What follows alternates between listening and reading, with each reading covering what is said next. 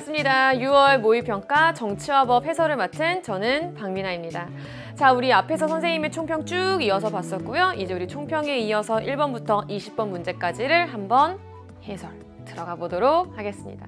자, 우리 총평에서 얘기했듯이 1번부터 20번까지의 문제를 볼 때 여러분이 개념의 빈틈을 찾는 연습을 해야 된다라고 하는 거, 그리고 선생님이 좀 이제 기본적인 내용으로 조금 한번 돌아가 보자, 교과서 워딩을 기억하자라고 했던 거에 조금 신경을 쓰면서 같이 해보도록 하겠습니다.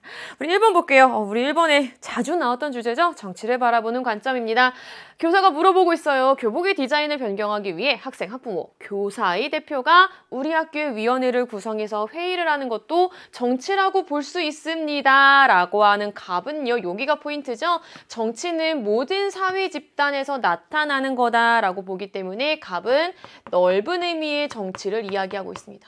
반면에 을은요. 아니요. 정치라고 볼 수 없습니다. 왜냐하면 정치는 국가 고유의 활동만 의미하기 때문입니다. 라고 하고 있어요. 따라서 을은 좁은 의미의 정치가 되겠죠.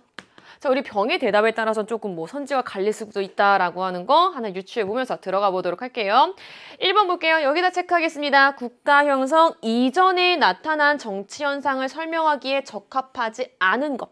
즉, 국가의 존재를 전제로 하기 때문에 국가 형성 이전에 나타난 현상들을 설명할 수 없는 거는 무엇인가요? 요 표시에 해당하는 설명은 좁은 의미의 정치겠죠.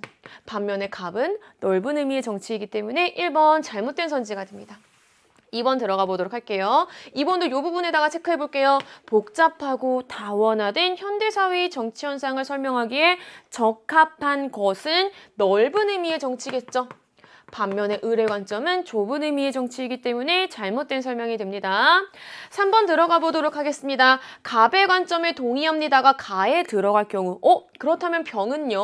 어떤 관점에서 정치를 바라보고 있는 거예요? 바로 넓은 의미에서 정치를 바라보고 있는 거겠죠? 그럼 우리 뒤에 해당하는 부분이 넓은 의미의 정치에 해당하는 설명인지를 보면 되겠죠? 소수의 통치 엘리트에 의해서만 정치가 이루어진다.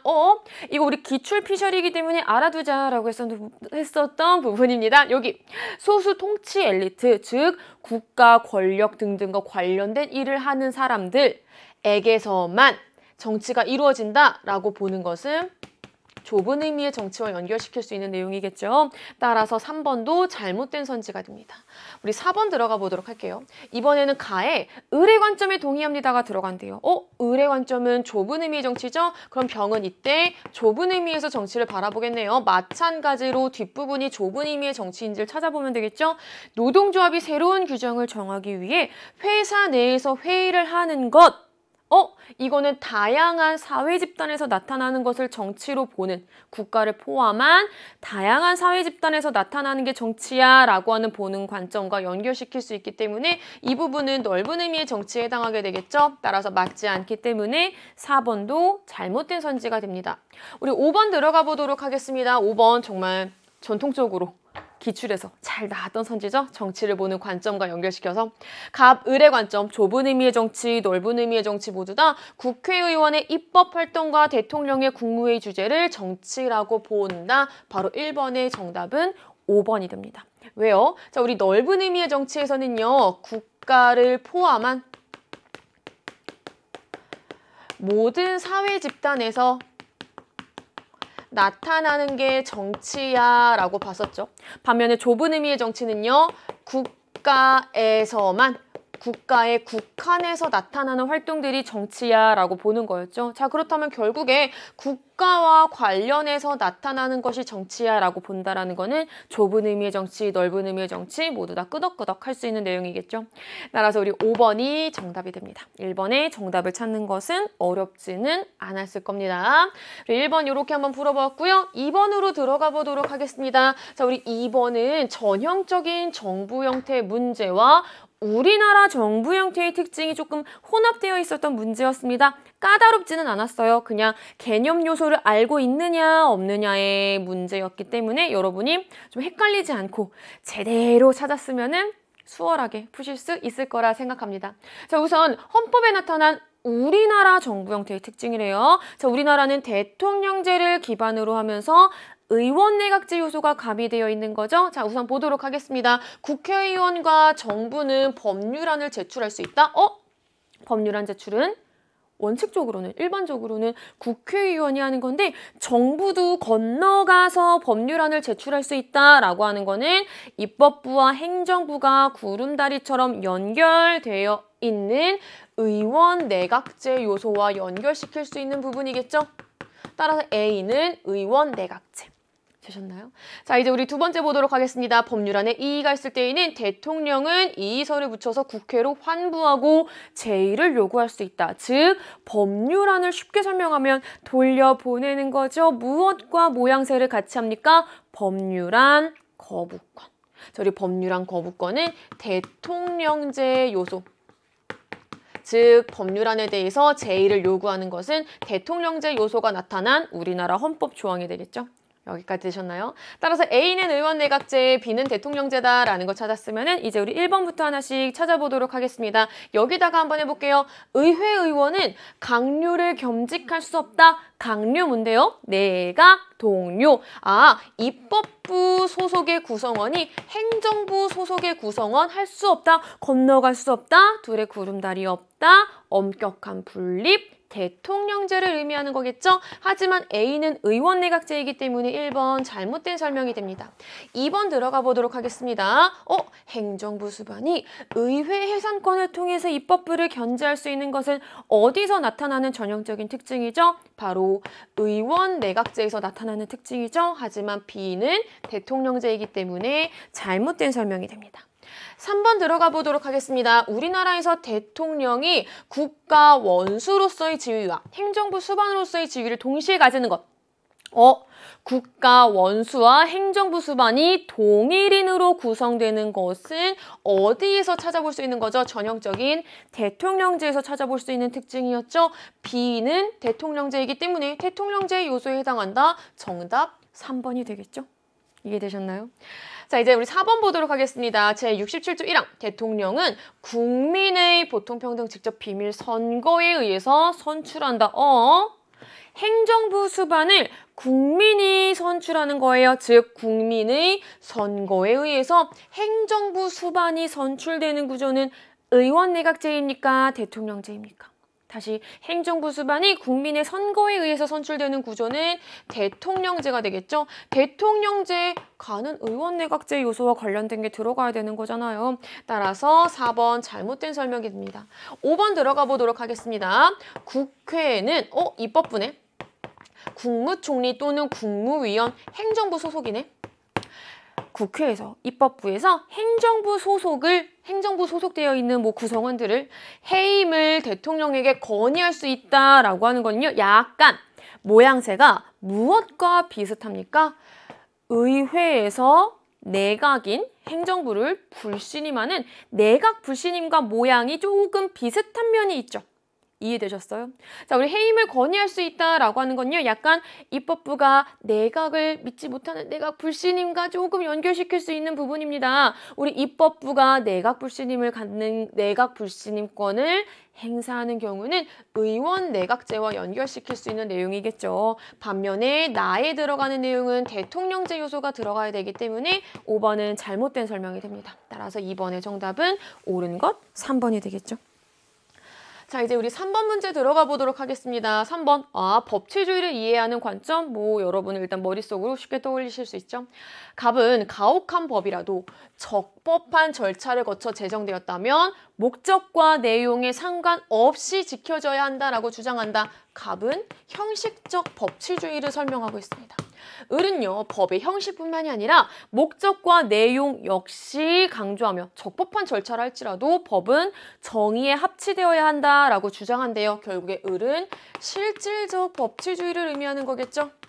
이제부터 들어가 보도록 하겠습니다. 동치의 형식적 합법성 뿐만 아니라 실질적 정당성도 중시하는 것은 실질적 법치주의에 대한 설명이겠죠. 우리 갑의 관점은 형식적 법치주의이기 때문에 기억은 잘못된 설명이 됩니다.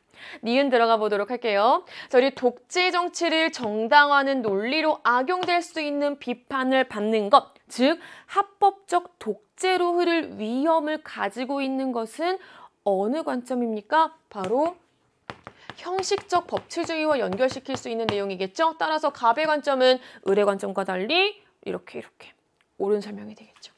따라서 니은은 옳은 설명이 되는 거고요. 디귿 한번 들어가 보도록 하겠습니다. 자, 우리 을의 관점은 실질적 법치주의죠. 위헌법률 심사제가 필요 없다라고 봅니까? 아니죠.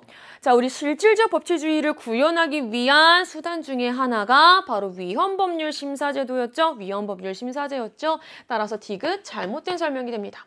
우리 리을 들어가 보도록 할게요. 리을도 우리 법치주의와 관련해서 굉장히 자주 나왔던 선지였습니다. 국가 권력 행사의 법적 근거를 중시하는 것. 줄이면은 무엇이라고 표현할 수 있나요? 바로 법치주의죠. 지금 선생님이 여기 뒤에다 적진 않았지만 무엇이 생략되어 있는 거예요?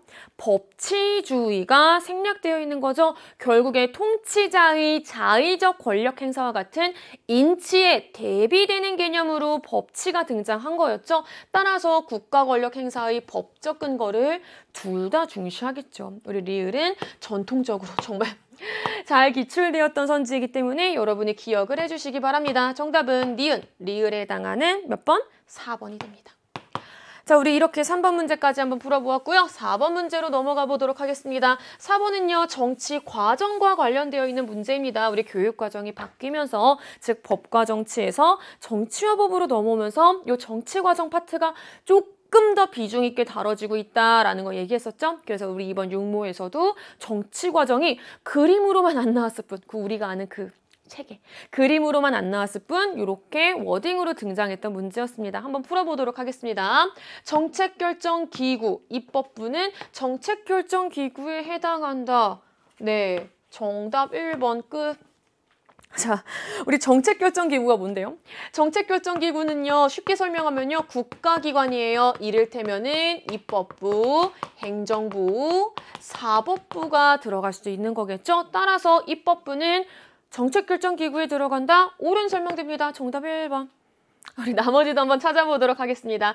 자, 우리 투입에 집단과 달리 개인은 참여할 수 없다. 잘못된 설명이죠. 자, 우리 투입이 뭔데요? 라고 묻는다면은 개인이나 집단이 요구나 지지를 표출하거나 혹은 불만을 표출하는 것을 모두 다 우리는 투입이라고 보는 거죠. 자, 중요한 건 뭐다? 개인뿐만이 아니라 집단뿐만이 아니라 개인도 투입의 활동에, 투입에 참여할 수 있다라고 설명할 수 있는 거죠. 따라서 2번 잘못된 설명이 됩니다. 3번 들어갈게요. 디귿은 산출이죠. 산출은 뭔가요? 정책의 수립과 집행이죠. 즉, 정책결정기구, 국가기관에 의해서 정책이 수립되고 집행되는 것을 의미하는데 시민의 입법청원 활동은 산출의 사례라고 볼 수 없겠죠? 3번 잘못된 설명. 4번 들어가 보도록 하겠습니다. 자, 우리 환류가 뭔가요? 자, 우리 산출을 거친 정책 등에 대해서 이를테면은 평가, 재투입, 수정, 보완 등이 요구되는 거죠. 다시. 이해되셨어요? 즉, 피드백이 이루어지는 과정입니다. 이에 언론은 환류 과정에 참여할 수 있죠. 따라서 4번 잘못된 설명이 되는 거고요. 5번 들어가 보도록 하겠습니다. 정치 외적 요소인 경제, 사회, 문화. 자, 이것을 두 글자로 줄여보면요. 바로 환경입니다. 다시, 정치 외적 요소인 경제, 사회, 문화 혹은 생태 등등은요. 투입, 산출 등등에 모두 영향을 끼칠 수 있습니다. 따라서 5번 잘못된 설명이 돼서 4번의 정답은 1번이 됩니다. 자, 이제 우리 5번으로 한번 넘어가 보도록 하겠습니다. 자, 우리 5번은요, 아이의 교육 과정이 바뀌면서 새롭게 들어온 내용이죠. 이전에 정치 과정, 우리 아까 4번 문제가 이전엔 조금 있었다가 교육 과정이 바뀌면서 많이 들어온 내용이라면 5번 지방자치와 관련된 내용은 아예 없었다가 새로 뿅 나타난 부분이기 때문에 여러분이 중점을 두고 공부를 해두시면 됩니다. 하나씩 찾아보도록 하겠습니다. 자, 우리 기억, 밑줄친 기억 한번 읽어볼게요. 동그라미 군수를 임기 중에 주민의 투표에 의해서 해임할 수 있는 절차. 이거 뭔가요? 위법 혹은 부당한 행위를 한 지방자치단체의장 혹은 지역구 지방의회 의원을 주민의 투표로서 해임시킬 수 있는 제도네요. 무엇인가요? 주민 소환제도에 들어가겠죠? 기억은 주민소환제도에 해당한다. 정답 끝. 나머지도 보도록 하겠습니다. 자, 우리 주민소환제도는요. 주민의 직접 참여를 제한한다. 잘못된 설명입니다. 이거 수능특강에 나와 있습니다. 우리 수능특강 피셜로 한번 정리해 보도록 할게요. 자, 우리 지방자치제도와 관련해서 직접 민주정치 요소라고 명시적으로 수능특강에도 나와 있어요. 다시 우리 지방자치와 관련해서 직접 민주정치 요소는 크게 3가지가 있습니다. 제일 첫 번째 주민투표. 두 번째는 주민 발안. 조금 다른 표현, 구체적인 표현으로는 조례 제정 및 개폐 청구권이라고 볼 수 있겠죠. 혹은 뭐 청구제도, 조금 정확히는 청구제도. 자, 그리고 세 번째는 우리가 방금 봤던 주민소환제도까지 연결시킬 수 있습니다. 다시 뭐라고요? 우리 지방자치에서 직접 민주정치 요소는 주민투표, 주민발안, 주민소환으로 정리를 할 수가 있습니다. 따라서 주민의 직접 참여를 제한한다라고 볼 수 없겠죠. 자, 이제 우리 3번 들어가 볼게요. 조례 제정을 했대요. 쉽게 설명할게요. 조례를 뭐 만들었대요. 자, 우리 조례를 만드는 건요. 주민투표로 확정되는 것이 아니라 지방의회의 의결로서 확정될 수 있는 거겠죠. 따라서 3번 잘못된 설명이고요. 우리 4번도 연결시켜 보도록 하겠습니다. 자, 우리 조례 제정은 누구의 권한입니까? 지방의회의 권한이죠. 지방의회는 집행기관이 아니라 의결기관에 해당하게 되는 겁니다. 따라서 4번 잘못된 설명이 되는 거고요. 5번 들어가 보도록 하겠습니다. 자, 우리 의외로 5번에 5번 선지를 좀 헷갈려한 친구들이 많았어요. 수험생들이. 1번은 확실히 정답인 건 알겠어. 네, 끝까지 읽어보니까 5번이 조금 헷갈려. 혹시 내가 5번이 정답이면 어떡하지? 5번이 옳은 거면 어떡하지? 막 이런 수험생들 많았는데 이 부분 한번 살펴보도록 할게요. 기역, 니은은 결국에 무엇을 의미합니까? 지방자치제도, 지방자치와 연결시킬 수 있는 거죠. 자, 이제부터 지방자치의 의미를 한번 살펴보도록 할게요. 지방자치의 의미는요. 수, 직접, 권력 분립에 기여하게 됩니다. 수평적 권력 분립이 아니고요. 중앙정부와 지방정부 간의 수, 직접 권력 분립에 기여하게 되는 겁니다. 자, 우리 아이의 선생님이랑 요거 같이 정리해 보도록 할게요. 수평적 권력 분립. 자, 우리 수평적 권력 분립을요. 생각해 보세요. 수평 뭐예요? 수평. 수평적 권력 분립이란 결국에 중앙정부 내에서 입법부, 행정부, 사법부의 권력 분립을 의미하는 겁니다. 이해되셨어요? 자, 우리 이 기회에 아예 정리합니다. 지방자치는 수직적 권력 분립, 수평적 권력 분립은 중앙정부 내에서 입법, 행정, 사법의 분립을 의미한다라고 하는 거. 이해되셨나요? 따라서 5번에 옳은 것은 정답 1번이 됩니다. 자, 우리 이렇게 해서 1페이지에 있는 5문제 모두 쭉 풀어보았습니다. 이제 우리 2페이지 6번부터 넘어가 보도록 하겠습니다. 우리 6번은요. 우리나라 헌법에 기본 원리 묻는구나 라고 발문을 통해서 찾을 수 있었죠. 어렵지 않았어요. 어렵지 않고요. 쉬웠어요. 이 부분은 쉬운 문제였습니다. 한번 찾아보도록 할게요. 선생님들 저는요. 이런 법이 나오면요. 이런 법을 외워야 되는지 모르겠어요. 막 이런 친구들이 있는데 법을 외운다라기보다는 이 법의 내용들을 가지고 여러분이 유추하시면 되는 거예요. 한번 해볼게요. 이 법은 노인에게 노인 생활 안정을 지원하고 복지를 증진함을 목적으로 한대요. 두 번째 법, 아동수당법 제1조라는 거는요. 아동에게 아동수당을 지급해서 아동의 기본적인 권리와 복지를 증진함을 목적으로 한다라고 되어 있습니다. 결국 종합해볼까요? 모든 국민의 인간다운 생활의 보장을 위해 어떻게 해야 된다? 국가가 적극적으로 개입해야 된다라고 하는 내용과 연결시킬 수 있는 거죠. 이해되셨어요? 따라서 여기서 강조될 수 있는 우리나라 헌법의 기본 원리, 복지국가의 원리에 해당하게 됩니다. 자, 그럼 우리 1번부터 한번 연습해보고 찾아보도록 하겠습니다.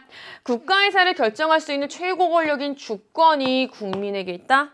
무엇이죠? 국민 주권의 원리가 됩니다. 1번은 잘못된 설명. 2번 들어가도록 하겠습니다. 국가가 국민의 인간다운 생활을 보장하기 위해서 적극적 역할을 해야 된다라는 원리. 정답은 바로 2번이 되겠죠. 자, 우리 3번 넘어가 보도록 하겠습니다. 국가가 국제질서 존중, 세계평화와 인류 번영, 바로 국제 평화주의에 대한 설명이겠죠. 4번입니다.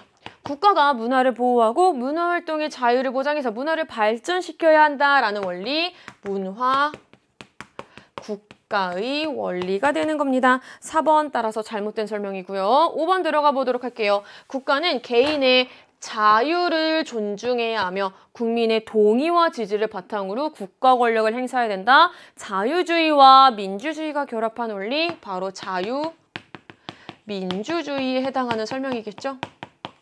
정답은 복지국가의 원리와 연결될 수 있는 거는 바로 2번이 됩니다.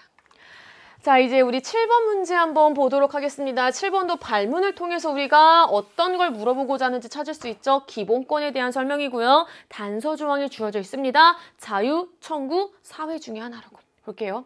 갑은 자신이 살고 있는 주택업 아파트 신축으로 인해서 일조량이 감소되었고 더 이상 쾌적한 환경에서 살지 못하게 되었대요. 아, 환경권을 침해되었구나. 환경권이 침해되었구나. 그리고 환경권이 포함되는 기본권은 무엇이 있죠? A는 바로 사회권이 됩니다. 자, 우리 B 보도록 하겠습니다. 을은 자신을 원고로 해서 소장을 제출하였으나 담당 공무원의 실수로 재판을 받을 수 없게 됐다. 재판을 받을 권리, 즉 재판 청구권이 침해된 거죠. 우리 재판 청구권은 어떤 기본권에 해당하는 것? 청구권이었죠. 우리 마지막 C 보도록 하겠습니다. 병은 수사기관에 의해서 불법 체포되어서 신체의 자유가 제한됐어요. 자, 우리 신체의 자유는 어떤 기본권에 해당하는 내용? 자유권에 해당하는 거였죠. 되셨나요? 이렇게 A, B, C 찾았으면 이제부터 들어가 보도록 하겠습니다. 사회권의 예로 교육을 받을 권리를 둘 수 있다. 그리고 옳은 거 찾는 거죠. 정답 1번 끝. 나머지도 같이 보도록 하겠습니다. 자, 우리 나머지들은 볼 때요. 여러분이 기본권의 성격과 비추어서 어떤 기본권인지 찾는 연습 한번 같이 해줄게요. 모든 개별적인 기본권의 내용을 담은 포괄적인 권리, 바로 인간의 존엄과 가치 및 행복 추구권이겠죠? 따라서 2번은 잘못된 설명이 되는 거고요. 3번 들어가 보도록 하겠습니다. 기본권 중 가장 최근에 등장한 현대적 권리는 사회권에 해당하는 설명이겠죠? 하지만 C는 자유권, 잘못된 설명. 4번 들어가 보도록 하겠습니다. 소극적, 방어적 성격의 권리는 자유권이죠. C와 달리라고 되어 있는데 C가 자유권이잖아요. 4번 잘못된 설명이고요. 5번 들어가 보도록 하겠습니다. 기본권 보장을 위한 수단적 성격의 권리 청구권이죠. B와 달리라고 되어 있는데 B는 청구권이잖아요. 따라서 5번도 잘못된 설명이 돼서 7번에 옳은 것은 1번이 됩니다. 자, 이제 우리 8번 문제 한번 풀어보도록 하겠습니다. 한 2페이지에서는요. 아마도 8번과 9번을 많이 틀렸을 것 같다라는 조심스러운 선생님의 예측입니다.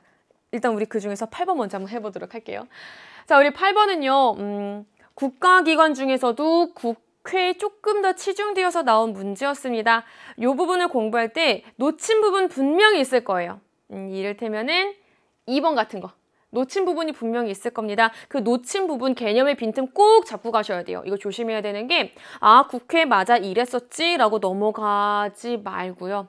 제발 교과서 펴고 수능 특강 교재 펴서 아, 이 내용이 있었구나 라고 다시 한번 확인하고 외우세요. 8번과 9번과 관련된 부분은요. 결국 외우셔야 되는 겁니다.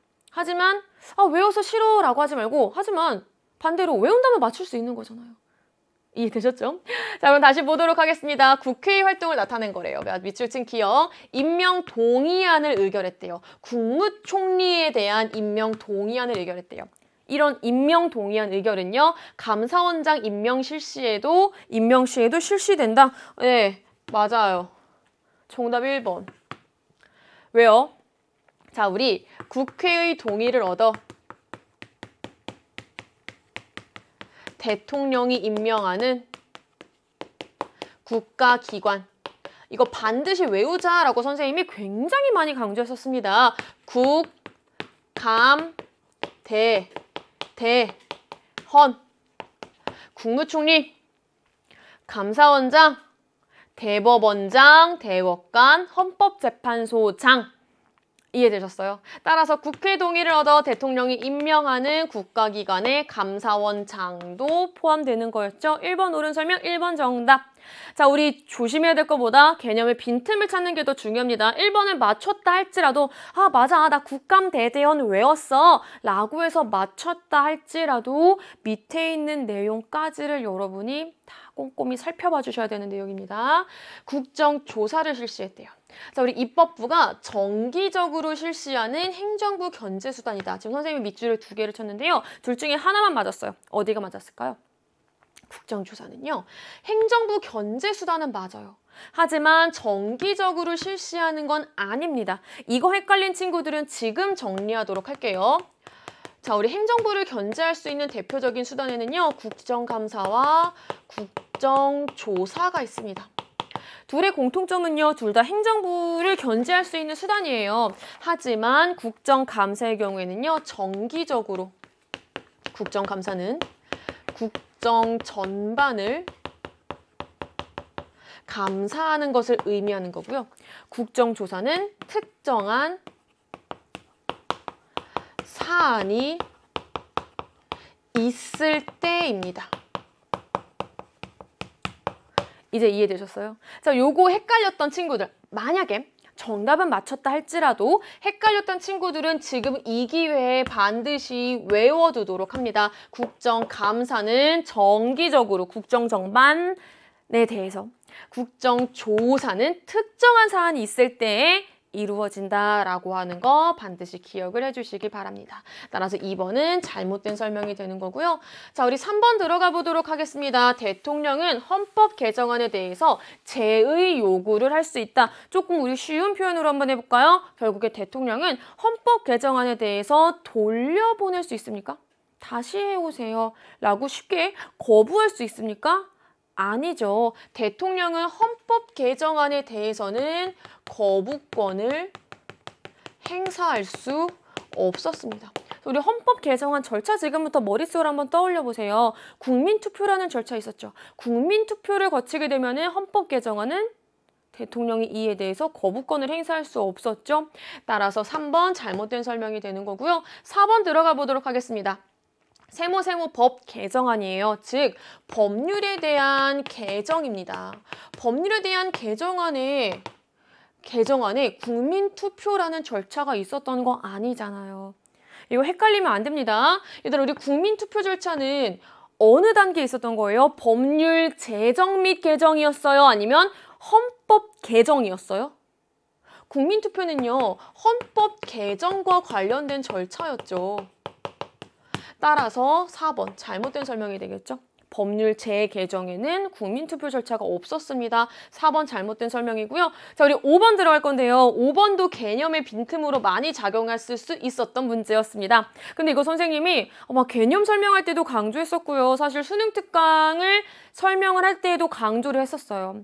많은 수험생들이 국회의 권한 등등에 대해서 나중에는 잘 다 외운다. 근데 이거를 한 단계 더 높여서 각각 어떤 권한에 해당하는지를 조금 소홀히 할 수 있다라고 했더니 그 부분을 묻는 문제가 이렇게 등장을 했었죠. 자, 우리 수능 특강 피셜로 한번 정리해 보도록 할게요. 우선 니은은요. 국정조사였습니다.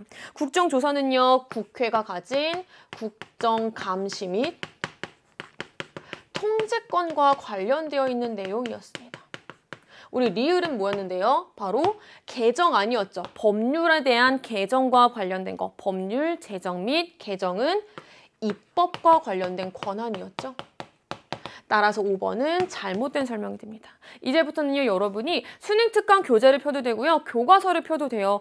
분명히 명시적으로 나와 있습니다. 국회의 권한 중에 입법과 관련된 권한에는 이런 것들이 있다. 뭐 재정과 관련된 권한에 이런 것들이 있다라고 명시적으로 나와 있습니다. 그 부분도 한 번씩 꼭 내가 소홀히 했던 부분이라면은 체크를 해 두시길 바랍니다.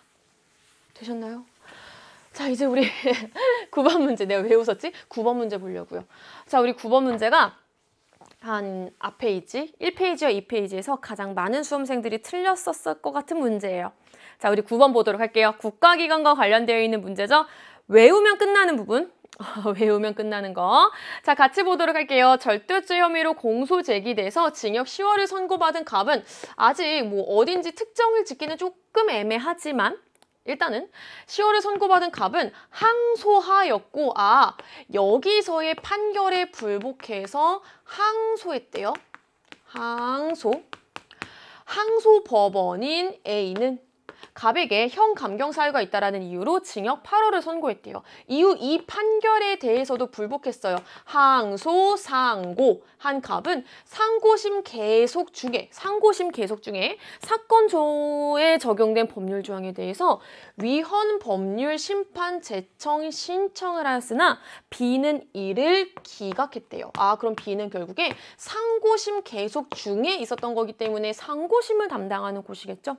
여기까지 이해되셨어요? 우리 여기에서 사실 A는 아직 특정 짓기 조금 애매하다 할지라도, 왜냐면은 약간 동체 시력을 활용해서 1번 보세요.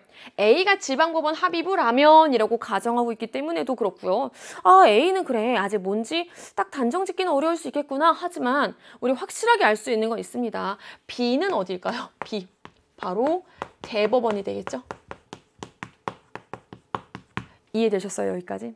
자, 이제 선생님이 요 부분 있죠? 여기.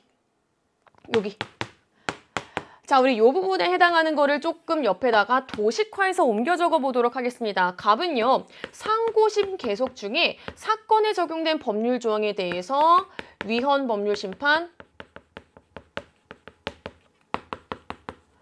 제청을 한 게 아니라 제청 좀 해주세요라고 신청했죠.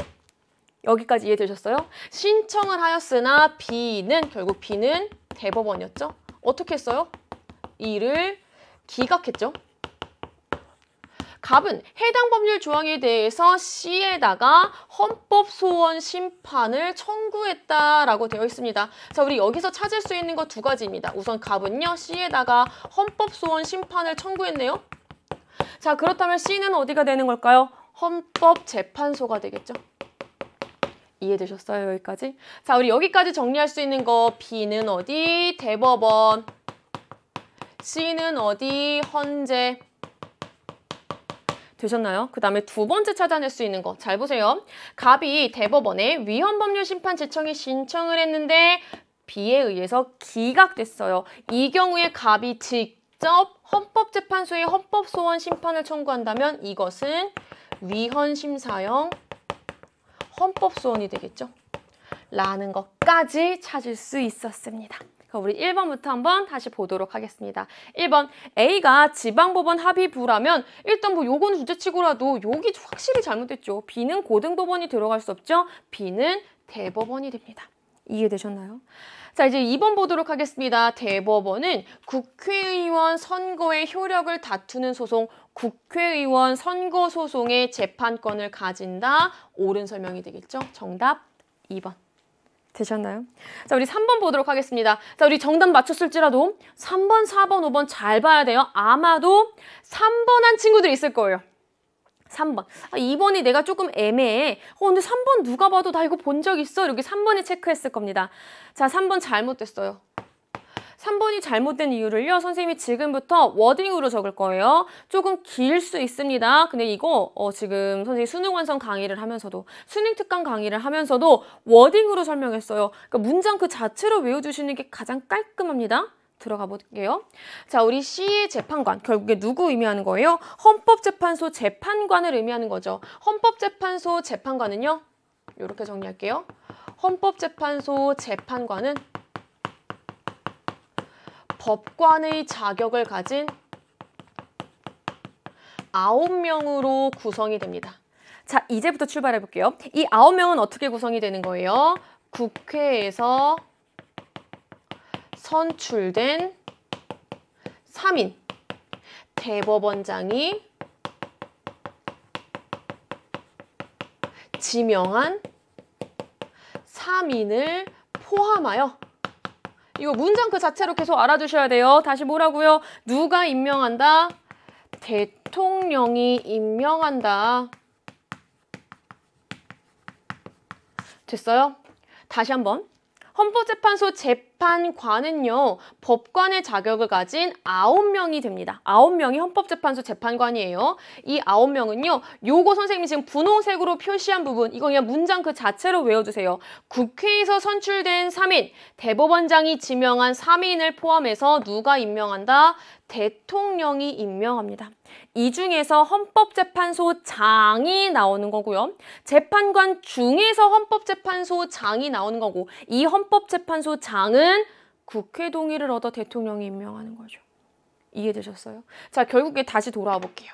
대법원장은 헌법재판소 재판관을 임명하는 겁니까? 아니죠. 결국 재판관을 임명하는 건 누구예요? 대통령이에요.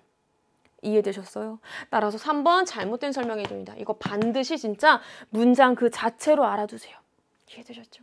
4번 보도록 하겠습니다. 자, 우리 헌법소원 심판을 청구할 수 있는 주체는 누구입니까? 바로 국민이 되겠죠?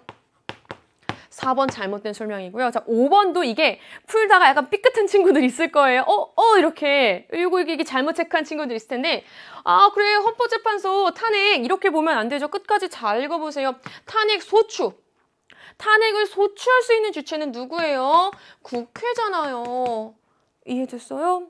따라서 9번의 정답 옳은 것은 2번이 됩니다. 이해되셨죠? 자, 우리 9번은요. 국가기관 구성과 기능과 관련해서 국가기관들 쭉 외우는 문제였고요. 특히 중요한 것보다 헌법재판소 재판관과 관련돼서는 좀 여러분이 문장 그 자체로 외워두자라고 하는 거 계속 또 강조합니다. 좀 8번과 9번은 빈틈 찾았으면 넘어가지 말고 외웁니다. 이제 10번 보도록 할게요. 우리 10번은 시민단체 이익집단 정당과 관련된 거였죠. 자, 최근 A와 B는요, C가 주최한 방송 관련 공청회에 참석해서 각자의 주장을 내세웠대요. 먼저 A는 국민의 알 권리 보장과 공익적 보도의 강화를 주장하며 방송의 공공성을 옹호했대요. 아, 왠지 셋 중에 어디인지 알 것 같아.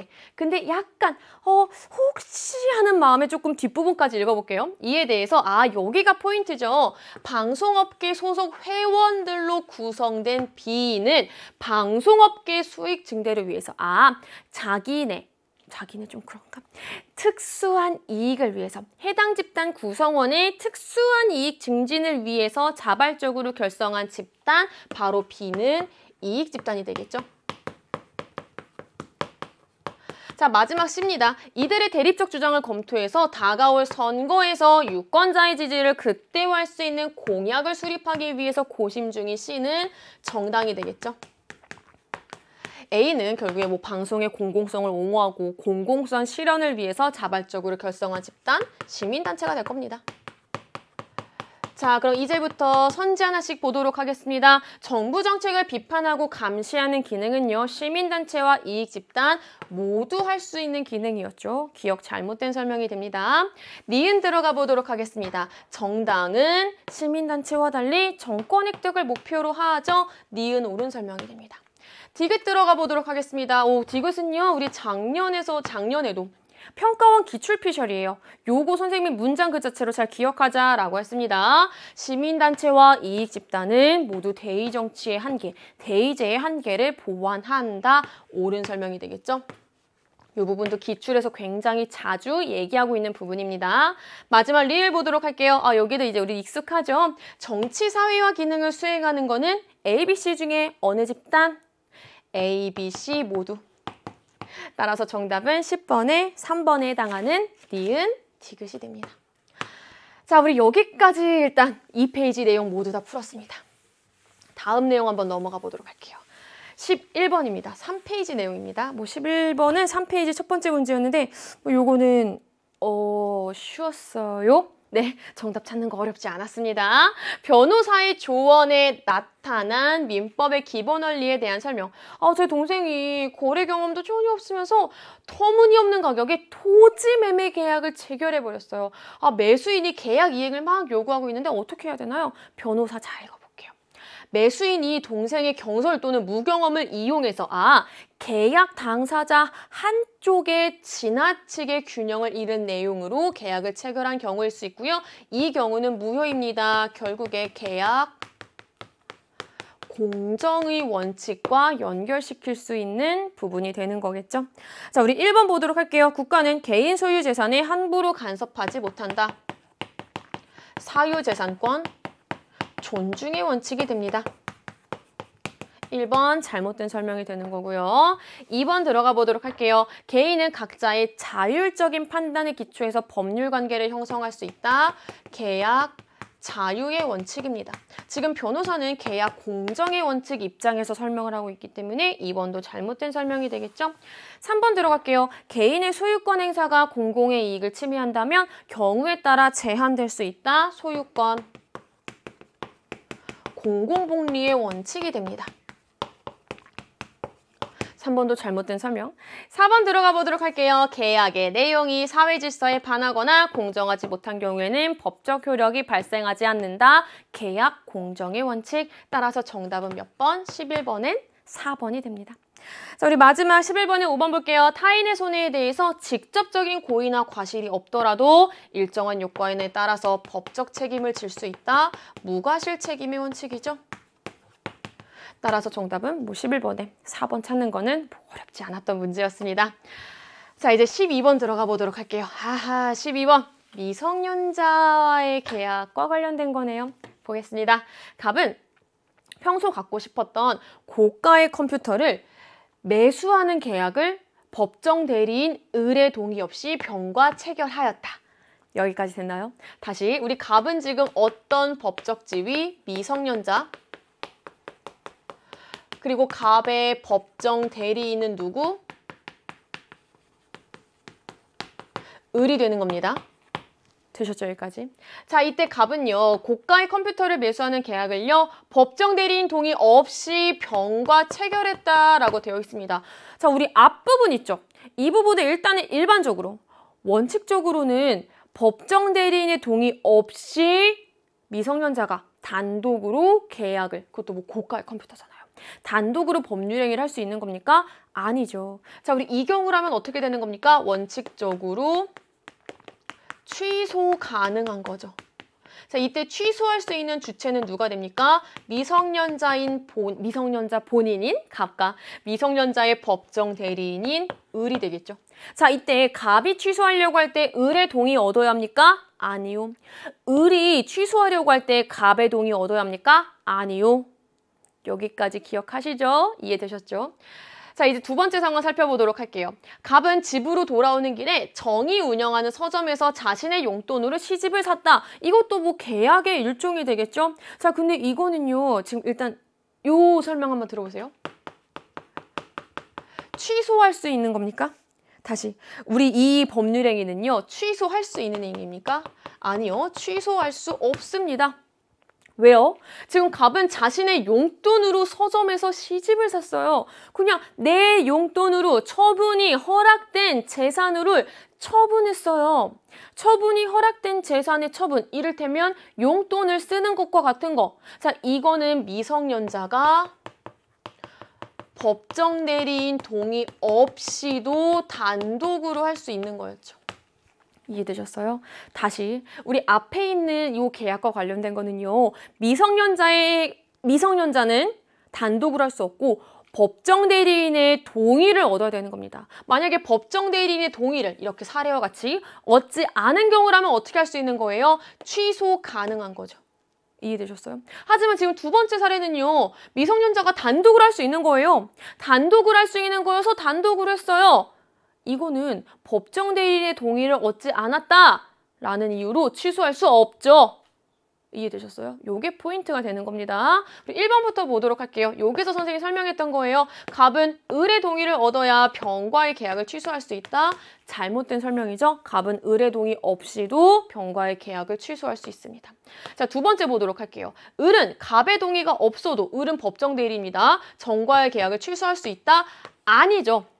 왜요? 지금 두 번째 상황에 해당하는 거죠. 요 두 번째 계약은 취소할 수 있는 행위이다? 아니다. 이거는 정말 쉽게 표현할게요. 법적으로 문제 있어요? 문제 없어요. 단독으로 할 수 있는 행위에 들어가요. 그래서 단독으로 했어요. 잘했어요. 이거는 취소할 수 없는 거예요. 이해되셨어요? 조금 더 정확히 1번은요. 여기가 잘못된 거예요. 갑은 을의 동의를 얻어야지 병과의 계약을 취소할 수 있는 게 아닙니다. 두 번째는요. 을은요. 정과의 계약을 취소할 수 없습니다. 왜? 이거는 단독으로 할 수 있는 행동이라 단독으로 한 건데 뭐가 문제 있는데? 라는 거예요. 이해되셨어요? 약간의 법적 사고력이 필요했던 겁니다. 법적 사고력. 자, 우리 3번 들어가도록 하겠습니다. 이거는 매번 강조했던 겁니다.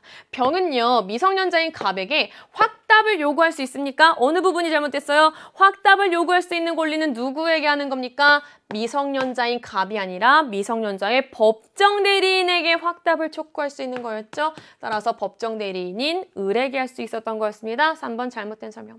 4번 들어갈게요. 갑이 을의 동의서를 위조하는 속임수로 병과의 계약을 체결했다라면은 취소권을 행사할 수 없죠. 이때 취소권을 행사할 수 없는 건 누구? 갑. 취소권 행사할 수 없어요. 또 누구? 을도 취소권을 행사할 수 없게 되는 거죠. 따라서 4번 잘못된 설명이 되는 거고요. 5번 들어갈게요. 갑이 병과의 계약 당시에 법률상 혼인한 상태라면 18살인데 법률상 혼인했어. 그럼 이거 뭐예요? 성년의제. 성년으로 간주되는 거죠. 아직 나이로는 19살이 되지 않았을지라도 19살이 넘지 않았을지라도 성년으로 간주하는 겁니다. 즉 민법상 행위 능력을 얻게 되는 거죠. 민법상 행위 능력을 얻게 된다라고 하는 거는요. 법정 대리인의 동의 없이도 단독으로 계약을 체결할 수 있는 겁니다. 이해되셨어요? 다시. 자, 우리 성년의제예요. 이제 민법상 행위 능력을 얻었어요. 이제 법정 대리인의 동의 없이도 단독으로 고가의 컴퓨터를 매수하는 계약 맺을 수 있어요. 정말 쉬운 표현, 문제 있어요, 없어요? 성년의제인 경우 문제 없어요. 따라서 을은요, 그 계약을 취소할 수 없어요. 확정적으로 유효하니까, 문제 없으니까. 이해되셨나요? 따라서 12번에 옳은 것은 정답 5번이 됩니다. 자, 우리 미성년자와 계약이요. 작년부터 그 전부터 어려운 문제로 등장하고 있습니다. 좀 킬러 문제로 등장하고 있고요. 특히 1번과 2번처럼 이거 되게 말이 비슷해 보이잖아요. 하지만 전혀 다른 상황이라는 거. 취소 가능한 상황과 그렇지 못한 상황을 여러분이 법적 사고력으로 연습을 반드시 해주셔야 합니다. 되셨나요? 자, 이제 우리 13번으로 한번 넘어가 보도록 하겠습니다. 13번은 가족관계와 법과 관련되어 있는 거네요. 하나씩 해보도록 할게요. A와 B는 법률상 혼인하였고 그 사이에 혼인 중에 출생자인 갑과 을이 있다. A와 B는 이혼하면서 갑은 A가, 을은 B가 양육하기로 정하였대요. 하지만 한편 C는 B와 혼인신고를 한 후 혼인신고를 했네요. 혼인신고를 했다라는 점에서 법률혼이겠구나 라고 하는 걸 일단 유추할 수 있죠. 혼인신고 후 을을 친양자로 입양했대요. 을은 지금 친양자로 입양된 경우입니다. 그 후 D는요. A와 혼인신고 없이 결혼식만 올렸대요. 일단 혼인신고 없이 결혼식만 올렸다라는 점에서 무엇을 우리가 유추할 수 있는 거예요? 법률혼 사이의 남녀 관계가 아니구나 라고 하는 것까지는 유추할 수도 있는 거죠. 그리고 갑을요. 친양자가 아닌 양자. 이거 봐봐. 친양자가 아닌 양자가요. 친양자 입양이 아닌 입양. 이런 표현이 평가원에서 자주 기출되었어요. 결국에 친양자가 아닌 입양 우리 일반적으로 뭐 생각하는 거예요? 수능특강 교재에 나와 있을 때는 요 용어로 나와 있죠. 일반 입양. 이해되셨어요? 결국 갑은 일반 입양과 관련된 경우입니다. 이제부터 들어가 보도록 할게요. A와 D 사이에서 만약에 병이 태어났다면은 병은 혼인 중의 출생자이다? 아니죠. 지금 A와 D는 법률혼이 아닌 남녀 사이에서 법률혼이 아닌 남녀잖아요. 법률혼이 아닌 남녀 사이에서 만약에 누군가 병이 태어났다면 이때 병은 혼인 외의 출생자가 되겠죠. 1번 잘못된 설명. 2번 들어가 보도록 하겠습니다. A가 유언 없이 사망했다면 뭐 법정 상속이 이루어지겠죠. 을은 A의 재산을 상속받을 수 있을까요? 여기가 포인트죠.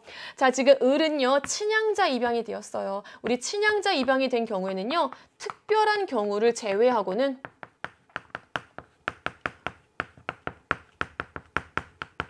친생 부모와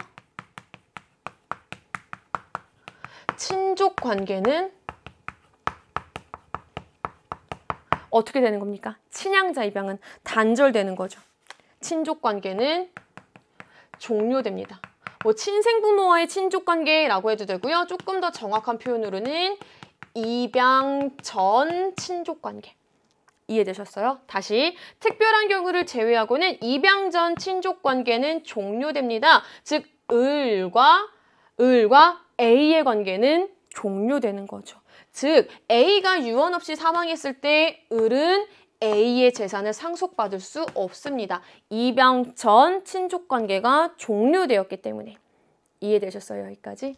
따라서 2번 잘못된 설명이 되는 거고요. 3번 들어가 보도록 하겠습니다. B가 유언 없이 사망하였다면 갑은 B의 재산을 상속받을 수 없다. 자, 우리 갑은요, 지금 일반 입양되었어요. 우리 일반 입양은요, 입양 전 친족 관계에 영향을 끼칩니까? 아니요. 다시 무엇이요? 일반 입양은요, 입양 전 친족관계에 영향을 끼치지 않습니다. 쉬운 설명으로는요, 친생부모와의 관계가 이어집니다. 즉 친생부모인 B가 유언 없이 사망했다면 갑은 B의 재산을 상속받을 수 있겠죠. 쉬운 표현으로 친생부모와의 관계가 이어지니까 따라서 3번도 잘못된 설명이 되겠죠. 4번 들어가 보도록 하겠습니다. D가 유언 없이 사망했다면은 갑은 D의, 헷갈리니까 이거 지울게요. 갑은 D의 재산을 상속받을 수 있다. 정답은 4번이에요. 자, 우리 13번은 법적 사고력이 필요했어요. 여러분이 만약에 나 이거 명시적으로 안 배운 건데 한 번만 더 수준을 조금 높여서 한번 생각을 해보세요. 결국에 D는요, 갑을 입양했어요. 입양으로 인해서 갑과 D 사이에 법률상 친자 관계가 형성되었겠죠. 다시 입양으로 인해서 법률상 친자 관계가 형성이 되었기 때문에 D가 유언 없이 사망하였다면 갑은 D의 재산을 상속받을 수 있겠죠. 왜? 법률상 부모, 자식의 관계가 형성되었으니까. 자, 이거는 선생님이 정말 여러 번 강조했던 거예요. 친자 관계라고 하는 거를 막 혈연 관계랑 동일시하면 안 돼요, 무조건. 친자 관계는 부모와 자식의 법률 관계를 친자 관계라고 하는 거예요. 그 친자 관계 안에서 또 나뉘는 거고요. 혈연 관계가 있느냐 없느냐. 이해되셨어요? 따라서 4번은 옳은 설명이 되겠죠? 자, 우리 마지막 5번 들어가도록 할게요. 5번도 일반 입양과 친양자 입양의 차이점이었죠? 자, 우선 갑은요, D의 성과 본을 따를 수 있다고요? 아니죠. 왜요? 입양 전 친족 관계에 영향을 끼치지 않죠. 따라서 양부모의 일반 입양의 경우죠. 일반 입양의 경우에는 양부모의 성과 본을 따르지 않습니다. 입양 전 친족 관계에 영향을 미치지 않아요. 쉬운 표현, 친생부모의 끈이 계속 이어지는 거예요. 즉 친생부모의 성과 본 그대로 쓰는 거예요. 이해되셨어요? 양부모의 성과 본을 따르는 게 아닙니다. 일반 입양의 경우이기 때문에. 을은요, C의 성과 본을 따를 수 있죠. 따를 수 있습니다. 왜요? 우리 친양자 입양은 특별한 경우를 제외하고는 친생부모와의 친족 관계는 종료되고 어떻게 가능한 겁니까? 친양자 입양은 양부모의 성과 본을 따를 수 있는 거죠. 따라서 정답은 몇 번이 됩니까? 13번에 4번이 됩니다. 되셨나요? 여기까지? 자, 우리 13번 문제는요, 친양자 입양과 일반 입양을 구분하는 문제였습니다. 자, 이제 우리 14번 문제로 들어가도록 할게요. 선생님은 개인적으로 14번 문제가 우리에게 주는 시그널이 매우 크다라고 생각해요. 선생님 총평 때도 막 강조를 했지만, 자, 우리 그 시그널 잘 받아서 한번 풀어보도록 할게요. 이거는 모든 법적 사고력을 총동원해야 되는 문제입니다. 갑은요, 자전거를 타고 가다가 부주의로 보행자 을을 다치게 했대요. 무언가 고의 또는 과실로, 뭐 이 상황에서 과실에 가깝겠죠. 타인에게 위법하게 손해를 끼쳤습니다. 불법행위와 관련된 거구나 라고 하는 걸 유추할 수 있습니다. 사고 당시 상황, 책임 능력 막 이렇게 쭉 나뉘어요. 한번 해볼게요. 일단 바로 들어가 볼게요. 기역, 디귿, 미음의 상황에서 병이 사용자 책임을 지는 경우. 자, 우리 기역, 디귿, 미음의 상황이래요. 지금 갑이 19세 이상이에요. 그리고 책임 능력도 있어요. 그리고 병이, 여기가 포인트죠. 병이 운영하는 치킨 가게의 종업원으로서 자전거를 타고 치킨 배달을 하던 중이었어요. 여기서 유출할 수 있는 거. 갑은 피용자구나. 병은 사용자구나. 그 다음에 유추할 수 있는 건 뭐예요? 갑이 치킨 가게 종업원으로서 치킨 배달을 가던 중이었죠. 업무와 관련해서 타인에게 손해를 끼쳤구나. 이때 타인이 누가 되는 거예요? 을이 되는 거죠. 여기까지 이해되셨어요? 그럼 우리 이제 다시 기억 한번 읽어보도록 할게요. 병이 사용자 배상 책임을 지는 경우 갑의 을에 대한 일반 불법행위는 성립하지 않는다. 잘못된 표현이죠. 이거 진짜 선생님이 정말 너무 많이 강조한 거예요. 자, 요거 다시 한번 정리해보도록 할게요. 사용자 배상 책임을 지는 경우라면요. 일단 무엇이 성립해야 되는 거예요? 피용자의 일반 불법행위 책임이 성립하는 거예요. 다시 피용자의 일반 불법행위 책임이 성립하면은 어떻게 되는 겁니까? 사용자는 피용자의 선임 및 사무감독상의 과실에 대해서 책임을 질 수 있는 거죠. 즉 이때 사용자는 사용자 배상 책임, 피용자의 선임 및 사무감독상의 과실을 이유로 책임을 질 수 있게 되는 겁니다. 우리 반대로 해볼게요. 사용자가 사용자 배상 책임을 진다라는 건 결국 무엇이 전제로 깔려 있는 거예요? 피용자의 일반 불법행위가 성립하는 겁니다. 자, 한 번만 더 해볼게요. 피용자의 일반 불법행위가 성립하는 경우엔 사용자는 사용자 배상 책임을 질 수 있다. 이해되셨어요? 자, 따라서 병이 사용자 배상 책임을 진다라는 거는 갑의 을에 대한 일반 불법행위가 성립했다라는 걸 의미하는 거겠죠? 따라서 기역은 잘못된 설명이 되는 겁니다. 자, 이제 우리 니은 한번 들어가 보도록 할게요. 기역, 리을, 비읍의 상황이래요. 19세 이상이에요. 자, 그 다음에 중요한 거예요. 책임 능력이 없대요. 그리고 휴일에 공원에서 자전거를 타고 놀았대요. 그런데 이때 갑은 19세 이상이지만 책임 능력이 없다라고 되어 있습니다. 갑은 을에 대한 손해배상 책임을 지지 않는다. 이거 여러분이 법적 사고력으로 생각해야 되는 거예요. 얘들아 잘 생각해봐.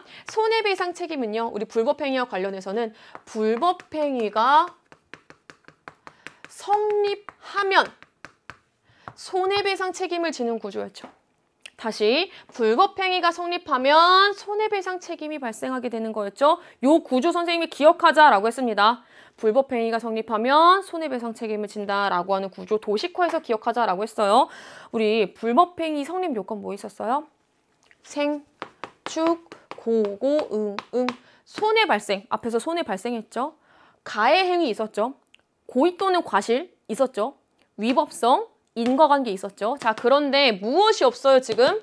책임 능력이 없어요. 이 중에 하나라도 없으면은 불법행위 성립해요, 안 해요? 불법행위 성립 안 해요. 불법행위가 성립하지 않으면은 손해배상 책임 져요, 안 져요? 안 져요. 따라서 이 상황에서 갑은 을에 대한 손해배상 책임을 지지 않는다. 옳은 설명이 되겠죠. 이해되셨어요? 불법행위가 성립하면 손해배상 책임을 집니다. 불법행위가 성립하지 않으면 손해배상 책임을 지지 않습니다. 따라서 니은은 옳은 설명이 됩니다. 자, 우리 디귿 들어가 보도록 하겠습니다. 이번에는요. 니은, 디귿, 비읍의 상황이래요. 어떤 상황일까? 19세 미만이래. 그리고 책임 능력이 있대. 그리고 휴일에 공원에서 자전거를 타고 놀던 중이었대. 결국에 요거죠. 정리하면은 이 상황은 뭐예요? 책임 능력이 있는 미성년자가 되겠죠. 이거 선생님이 엄청 강조했던 내용 중에 하나입니다. 그냥 미성년자가 아니라 왜 우리 책임 무능력자의 감독자 책임은 그냥 미성년자가 아니라 어떤 미성년자다? 책임 능력이 없는 미성년자에 대해서 감독자 책임을 지는 거다. 그런데 지금 디귿의 상황은요. 선지 디귿의 상황은 어떤 상황이 되는 거예요? 책임 능력이 있는 미성년자예요. 자, 이 경우에 갑의 법정 대리인 정은 을에 대한 특수불법행위 책임을 지지 않는다. 옳은 설명이 되죠. 디귿도 옳은 설명이 됩니다. 자, 얘들아 생각해봐. 을에 대한 특수불법행위 책임 무능력자 감독자 책임져? 안 지지. 왜? 지금 갑이 책임 무능력자예요? 아니잖아요. 책임 무능력자의 감독자 책임 지지 않아요. 맞아요. 지지 않아요. 이거예요. 이해되셨어요? 따라서 디귿 옳은 설명이 되겠죠. 자, 우리 리을 들어가도록 하겠습니다. 이번에는 니은, 리을, 비읍의 상황이래요. 19세 미만이고요. 아, 이번엔 책임 능력이 인정되지 않는데요. 그러면은 결국에 디귿의 상황을 바꿔서 이렇게 고쳐볼 수 있겠네요. 책임 능력이 없는 미성년자입니다.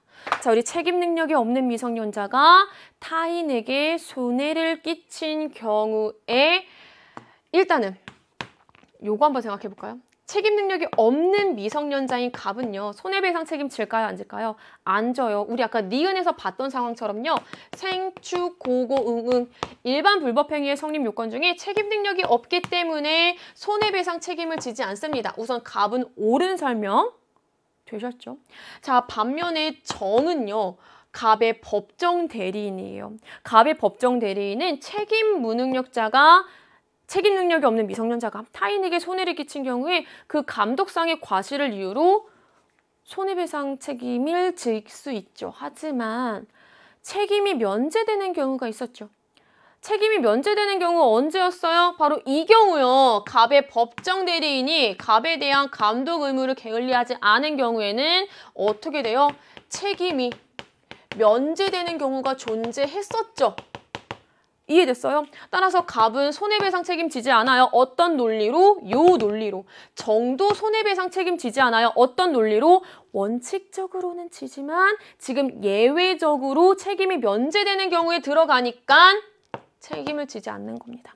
따라서 정답은 몇 번이 되는 거예요? 니은, 디귿, 리을에 해당하는 5번이 됩니다.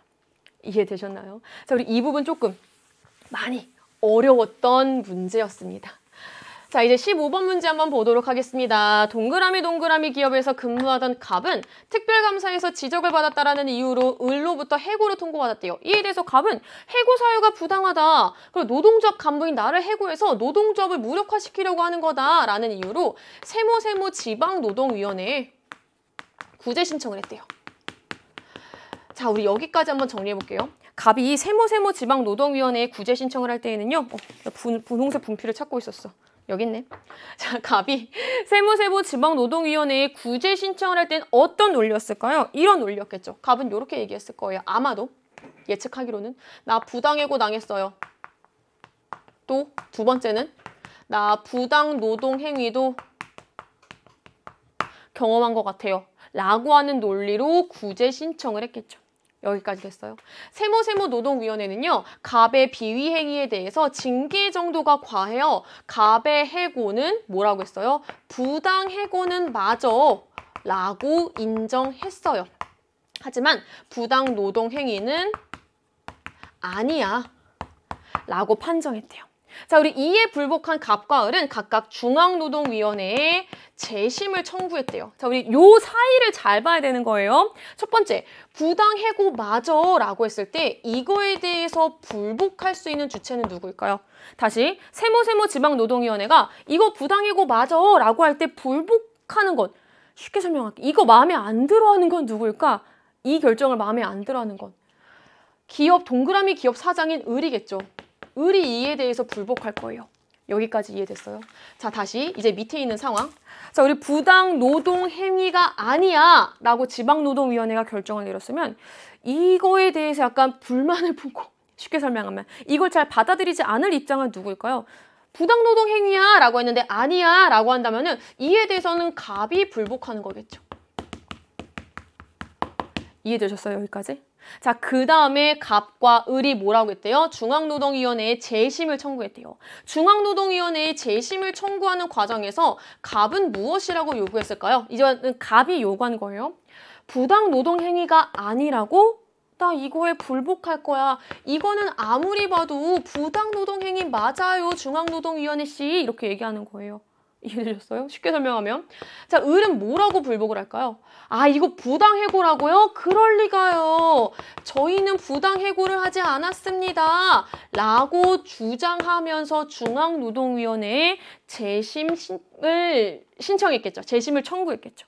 자, 이제 마지막입니다. 중앙노동위원회는요, 여기가 중요해요. 갑의 재심 청구는 인용했대요. 갑의 재심 청구를 인용했다라는 거는요, 아, 그래.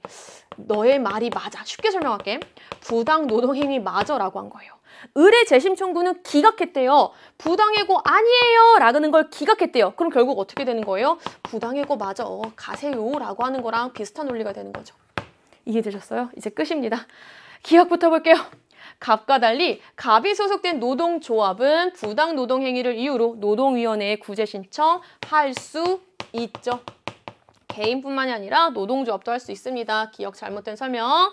자, 우리 니은 들어가도록 할게요. 갑은 세모지방노동위원회에 구제 신청을 하는 것과 별도로 법원에 해고무효 확인 소송을 제기할 수 있죠. 따라서 니은 옳은 설명이 됩니다. 디귿 들어가 보도록 하겠습니다. 을의 부당노동행위 여부에 대해서 세모 부당노동행위에 대해서 세모노동위원회와 중앙노동위원회는 다른 판정했네요.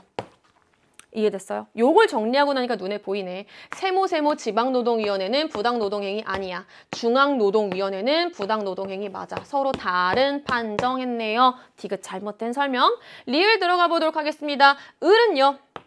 중앙노동위원회의 판정에 불복해서 중앙노동위원회 위원장을 상대로 재심 판정의 취소를 구하는 소송을 걸 수 있죠. 이때 중앙노동위원회는 행정기관이기 때문에 행정소송. 따라서 정답은 니은 리을에 해당하는 4번이 됩니다. 자, 우리 15번 문제의 포인트는 뭐였냐면요. 여기였어요. 요 부분을 찾아내는 거.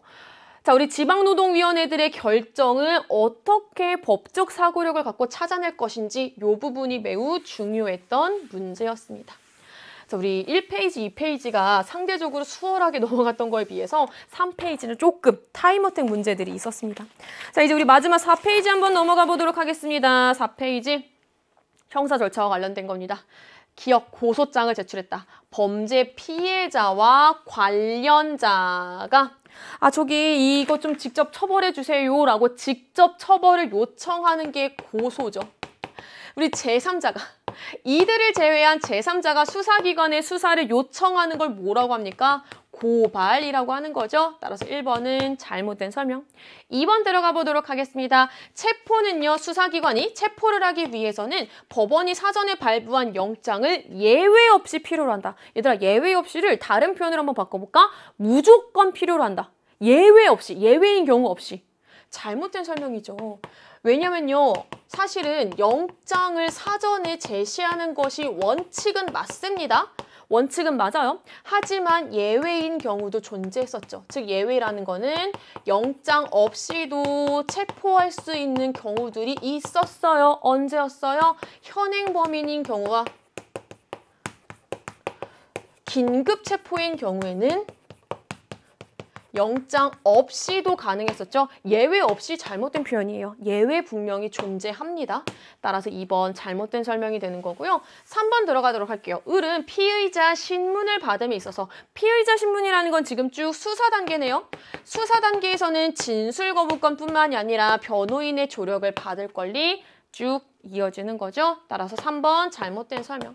4번 들어가도록 하겠습니다. 수사기관이 구속영장을 신청하면 법원은 별도의 피의자 신문 절차 없이 형식 심사만을 통해 발부 여부를 결정한다. 잘못된 설명이죠. 왜요? 우리 요거 한번 정리해볼까요? 구속영장 영장 실질 심사. 자, 우리 구속영장을 신청한 경우에는요. 어떻게 되는 거예요? 판사가 피의자를 직접 대면하고 신문에서 영장 발부 여부를 판단하는 거였죠. 요게 바로 구속영장 실질심사에 해당하는 거였죠. 따라서 별도의 피의자 신문 절차 없이 잘못된 설명입니다. 대면하고 신문에서 판사가 영장 발부 여부를 판단했으니까요. 4번 잘못된 설명이 되는 거고요. 5번 들어갈게요. 자, 이렇게 해서 만약에 구속영장이 발부되었어요. 그래서 구속이 되었어요. 하지만 그 후에 피의자의 신청으로 구속적부 심사가 이루어질 수 있죠. 구속적부 심사 뭔데요? 구속의 적합성과 필요성을 심사해 주세요 라고 하는 겁니다. 구속의 적법성과 필요성을. 만약에 구속의 필요성이 없다라고 판단할 경우에는요. 석방되겠죠. 근데 이때 조심해야 될 거. 석방한다고 무죄입니까? 아니죠. 석방만 되고 불구속 상태에서 형사 절차들이 진행이 되는 겁니다. 이해되셨나요? 따라서 우리 16번에 옳은 것은 정답 5번이 됩니다. 자, 우리 17번 들어가도록 하겠습니다. 다음 글에서 도출할 수 있는 죄형 법정주의의 구체적인 원칙. 법정형의 종류와 범위를 정하는 것이 기본적으로 입법자의 권한에 속하는 게 아닐지라도 여기가 포인트죠. 형벌의 죄질과 책임에 상응하도록 적절한 비례성이 지켜져야 한다. 아, 범죄와 그에 해당하는 처벌 사이에서는 균형이 이루어져야 한다. 결국에 적정성의 원칙과 관련되어 있는 설명입니다. 자, 우리 적정성의 원칙과 관련되어 있는 설명, 정답을 찾는 건 어렵지 않았죠? 4번, 범죄 행위의 경중과 행위자가 부담해야 할 형벌의 정도는 서로 균형을 이루어야 한다. 따라서 적정성의 원칙을 다른 표현으로는 비례성의 원칙, 비례성의 원리라고도 표현하고도 하기도 했었죠.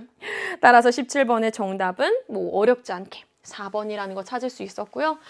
자, 우리 18번 들어가도록 하겠습니다. 18번, 19번은요. 국제관계와 관련되어 있는 설명입니다. 제일 첫 번째 기억, 출입국 관리법 일부 개정안이 국회 본회의를 통과했다라는 점을 통해서 기억은 지금 무엇임을 알 수 있습니까? 법률. 조금 더 구체적으로는 국내법이다라고 하는 거 충분히 유추할 수 있겠죠. 자, 우리 니은은요. 사증 면제 협정을 체결한 국가의 국민으로서 협정에 따라 면제 대상이 된다라는 점을 통해서 조약, 한 단계 조금 더 수준을 높여보면 국제법이구나라고 하는 걸 유추할 수 있습니다. 되셨나요? 1번부터 들어갈게요. 강제적으로 집행할 기관이 없다라고 하는 한계점을 갖는 것은 국제법의 한계였죠. 1번 잘못된 설명이 됩니다. 2번 들어갈게요. 국제사회에서 기억은 포괄적 구속력을 가진다. 잘못된 설명이 되겠죠. 자, 우리 국제사회에서요. 국내법이라고 하는 거는 그 국내법이 미치는 영향 안에서만, 주권이 미치는 범위 안에서만 일반적으로 구속력을 가지는 거였죠. 따라서 2번 잘못된 설명이 되겠죠. 자, 우리 3번 들어가도록 하겠습니다. 우리나라에서 조약에 대한 체결권은 대통령이 가진다. 3번이 옳은 설명이죠. 18번의 정답은 3번. 자, 우리 4번 들어가도록 하겠습니다. 우리나라에서 조약은 헌법과 동등한 지위와 효력을 가진다. 잘못된 설명이 되겠죠? 조금 더 구체적으로는 국제법은 헌법과 동등한 지위를 가지는 게 아닙니다. 헌법보다 하위 법규와 동등한 효력을 가지겠죠?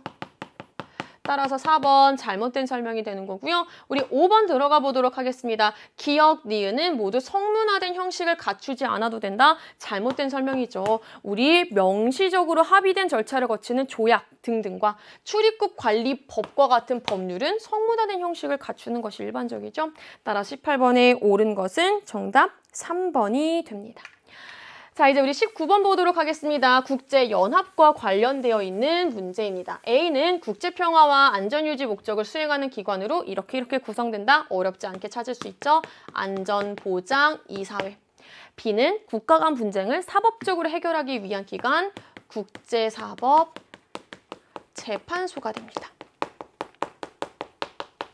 들어가 볼게요. A는 안전보장이사회, B는 국제사법재판소. 자, 그 다음에 국제사법재판소의 재판관은 15명이고요. 이제부터는 뒤에 국제법, 국제연합과 관련된 부분은 문장 하나하나를 여러분이 잘 봐두시고 외워두셔야 됩니다. 이제 잘 기출되지 않았던 부분을 짚는 경우가 많아요. 모두 국적이 다른 재판관으로 구성됩니다. 문장 그 자체로 외워두세요. 4번입니다. 국제사법재판소는요, 법적 분쟁을 다룰 때 원칙적으로 국가 간의 분쟁만 다룹니다. 다시 한번, 개인이라든지 국제기구는 분쟁의 당사자가 될 수 없습니다. 이해되셨어요? 국제사법재판소의 법적 분쟁의 당사자가 개인과 국제기구는 될 수 없다라는 거. 오로지 누구만 된다? 국가 간의 분쟁을 다룬다. 라고 하는 거. 국가 간 법적 분쟁을 다룬다. 라고 하는 거 기억해 두셔야 됩니다. 따라서 4번 잘못된 설명이 돼서 정답 4번이 되겠죠. 자, 우리 5번도요. 문장 그 자체로 알아두세요. 선생님이 이거는 정말 수능 특강할 때도 강조했던 거예요. 잘 안 나왔던 포인트가 여기야 라고 해서 알려줬던 건데요. 안전보장이사회는 국제사법재판소의 판결을 이행하지 않는 당사국에게 적절한 조치를 취할 수 있습니다. 따라서 19번의 정답은 옳지 않은 것 4번이 되겠죠. 자, 우리 마지막 20번 문제 볼게요. 20번이 선거 결과 분석 문제였는데요. 선거 결과 분석 문제는 사실 이번 거는 지금까지 기출됐던 거에 비해서는 어렵지 않았어요. 자, 같이 보도록 하겠습니다. 각국의 의원은 지역구 의원에서 선출된 200명과 비례대표 의원 선거에서 선출된 100명으로 구성된다. 왜냐면 우리가 지금까지 기출됐던 내용들을 살펴봤을 때 선거 결과 분석이 어렵게 나오려면요. 현행과 개편안을 비교하는 스타일이 나와야지 좀 계산할 것도 많죠. 심지어 어떤 경우는 현행, 개편안 1, 개편안 2가 있는데 이 경우는 현행과 개편안을 비교하는 스타일은 아니었습니다. 자, 우리 지역구 의원은 단순다수 대표제, 1인을 선출하는 단순다수 대표제고요. 비례대표 의원은 전국을 하나의 선거구로 정당 명부식 비례대표제로 당선자를 결정한대요. 유권자 1인은 지역구 의원 선거와 비례대표 의원 선거에 각각 한 표씩 2표를 행사한대요. 각국에서는 의회 의원 선거 직후 의회 과반수를 확보한 정당이 행정부 수반을 배출한대요. 여기가 포인트네. 의회 의원 선거 직후 과반수를 획득한 단독 정당이 행정부 수반을 배출한대요. 단독 과반수 정당이 없는 경우에는 연합해서 복수의 정답이 연합해서 여기 은근 정답을 찾는 중요한 포인트였죠. 복수의 정당이 2개 이상 행정부 수반을 배출한대요. 아래표는요. 각국의 의회 의원 선거 결과라고 되어 있습니다. 자, 우선 우리가 해야 될 일은요. 지역구 의석수와 비례대표 선거에서의 의석수를 먼저 구해주셔야 됩니다. 자, 우리 지역구 의석수 전체 몇 개? 200개. 비례대표 의석수 전체 몇 개? 100개. 이제부터 들어가 봅니다. 우리 200개 중에서 45%를 차지했으면 의석수는 몇 개가 되는 거예요? A당의 의석수는 90개. B당은 40개, C당 40개, D당 30개. 됐어요? 자, 우리 비례대표예요. 총 100석 중에 33% 얻어갔어요. 어렵지 않죠? 33개, B당 26개, C당 35개, D당은 6개를 가져가게 됐죠. 그럼 이제부터 우리가 해야 될 일은요. 바로 총 의석수와 이를 기반으로 한 총 의석률을 구해주시면 됩니다. 총 의석수 어렵지 않습니다. 지역구 의원 선거와 비례대표 의원 선거에서 나온 결과들을 합쳐주시면 되겠죠. 123, A당은, B당은 66, C당은 75, 그리고 D당은 36이 되겠죠. 자, 이거 다 더하면 총 의석수 얼마 나와야 돼요? 300석이 나오겠죠. 이제부터 이거를 기반으로 총 의석률을 구하면 되는데 이거 구한 친구들이 정말 정말 어떻게 딱 그렇게 3으로 딱 나눠지네요 라고 했어요. 전체 300석 중에 123석을 차지했으면 퍼센트로는 몇 퍼센트를 차지한 겁니까? 41%. B당은요 22%, D당은요 C당은 25%, D당은 12%를 차지한 거겠죠. 총 의석률로 구하면은 딱 3으로 나눠지는 숫자들로 이렇게 구성이 되어 있었어요. 됐나요? 여기까지 구했으면요. 이제 우리 기억부터 쭉 할 수 있어요. 기억 볼게요. 지역구 의원 선거에서 득표율 20% 미만인 정당은 과대대표되었다. 네, 정답. 과대대표 뭔데요? 득표율보다 의석률이 더 많은 상황을 의미하는 거죠. 내가 득표한 것보다 의석률이 더 많은 상황. 따라서 득표한 것보다 다 의석률이 더 많은 상황이죠. 기억 옳은 설명 끝. 니은 들어가 보도록 하겠습니다. 자, 우리 요게 선생님이 여기 포인트라고 했던 거예요. 행정부 수반을 배출하는 정당의 연합에는 A당이 반드시 포함된다. 자, 우선은요. 지금 상황을 살펴보니까 과반수 의석을 차지한 정당이 있습니까? 아니요. 없어요. 단독 과반수 정당이 없어요. 단독 과반수 정당이 없다라는 건 어떻게 해야 돼요? 복수의 정당이 연합해야 돼요. 자, 우리 복수의 정당이 연합하는 경우의 수는 여러 가지가 있어요. 이를테면 A당과 B당이 합쳐져도 가능해요. 뭐 A당과 C당이 합쳐져도 가능해요. 하지만 A당이 반드시 들어가야 되나요? 아니요. A당이 반드시 들어가지 않고 복수의 정당 2개 이상, 이를테면은 B당과 C당과 D당이 연합을 하더라도 과반수 이상이 될 수 있겠죠. 의회 내에서. 이해되셨어요? 따라서 행정부 수반을 배출하는 정당의 연합에는 A당이 반드시 포함되지 않을 수도 있습니다. B, C, D의 연합으로도 가능합니다. 복수 정당의 연합이니까, 복수의. 따라서 2번 잘못된 설명이 니은 잘못된 설명이 되는 거고요. 자, 우리 디귿 들어갈게요. 지역구 의원 선거 득표율과 총 의석률의 격차가 가장 작은 정당은 C당이다. 우리 C당 살펴보니까 지역구 의원 선거 득표율 25%예요. 총 의석률 25%예요. 격차 있어요, 없어요? 격차가 애초에 없어요. 그러니까 여기다 하면 안 되겠다. 격차가 애초에 없어요. 격차는 몇이다? 제로, 빵. 따라서 격차가 가장 작은 건 C당이 될 수밖에 없겠죠. 나머지는 어쨌거나 살펴보면 격차가 존재하잖아요. 이해됐어요? 하지만 C당은 애초에 격차가 없으니까 가장 격차가 작겠죠? 디귿 옳은 설명. 마지막 리을 들어가 보도록 하겠습니다. A당과 D당의 총 의석률의 합은 53. B당과 C당의 총 의석률의 합은 47. 크다. 리을 옳은 설명. 정답 몇 번? 기억, 디귿, 리을에 해당하는 5번이 됩니다. 자, 우리 이렇게 해서 6모, 6월 평가원 모의고사 20문제 모두 다 해설까지 쭉 마무리를 했습니다. 선생님이 총평 때 얘기하고 중간중간 해설할 때 얘기를 했던 것처럼요. 이제는 개념의 빈틈을 찾아서 어떻게 하자? 교과서로 돌아가자. 교과서 워딩도 읽어보고요. 교과서 날개에 해당하는 부분도 읽어보면서 외워야 될 부분은 좀 문장 그 자체로 머릿속으로 기억해 두시는 연습을 하시면서 선생님이랑은 다음 기회에 더 나은 모습으로 찾아뵙도록 하겠습니다. 이 시간 수고 많으셨습니다. 안녕!